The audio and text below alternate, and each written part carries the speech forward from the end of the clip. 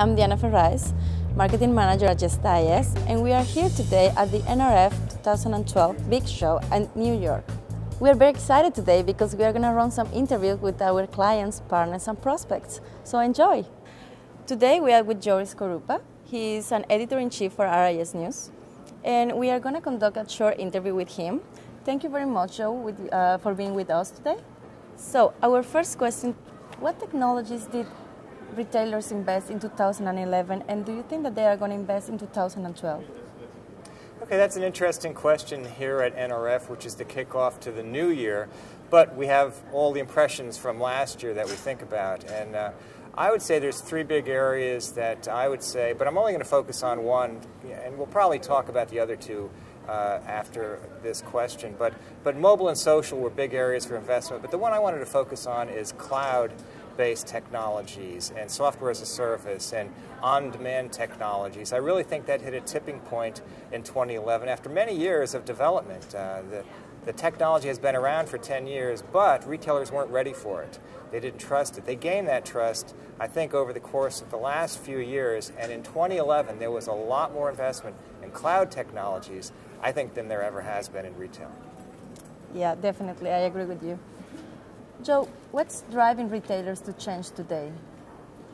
The industry is changing in a number of ways, but the one I would want to focus on, and I think retailers are doing a lot of investment in this area, is mobile commerce. And actually, the way I look at it, it's not just mobile commerce or m-commerce, it's mobility.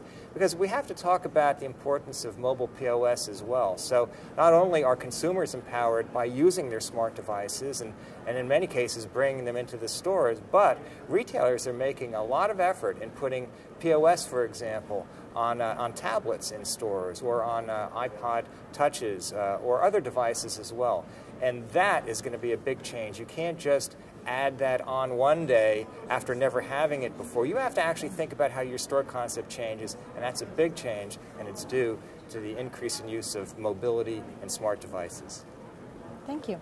Looking ahead to the coming year, what should retailers should do to position their companies? So if companies are looking to be successful in 2012, I think you just have to bring to the forefront social engagement. Now, I know we have a lot of tools today regarding social media and social networks, and that's definitely one aspect of it, but I think that's only an enabler. I think what retailers who have always been customer-centric now have to realize that their customers are looking for them to engage with them. There are means and supports and technologies that retailers can actually engage. They don't just sit back and crunch numbers with CRM programs. They don't just look at past purchase histories and patterns. They're the tools that are out there now for retailers to actually reach out, communicate, listen, get feedback, and engage their customers. And I think that's the way you need to position yourself for success. Totally agree. Are there any lessons that mid-sized retailers can learn from the large ones? Well, when we were thinking about this question, we had, can mid-size or large companies learn from each other or vice versa? And I really liked the vice versa aspect of that question because there's really two dynamics going on here. Large companies have such big enterprises, they're sort of like the elephant in the room. It's hard to turn that elephant around. They are frequently pioneers of technology or of retail concepts because they have budgets and they can really do a lot of investment, a lot more investment in quantitative dollars than small companies. So sometimes they're pioneering the concepts, but the truth is it's harder for them to make those moves. Smaller companies or mid-sized companies, on the other hand, have the flexibility and agility to make that move. The elephant isn't so big in the room for them. So we frequently see the larger companies pioneering innovation and the smaller companies jumping on it faster.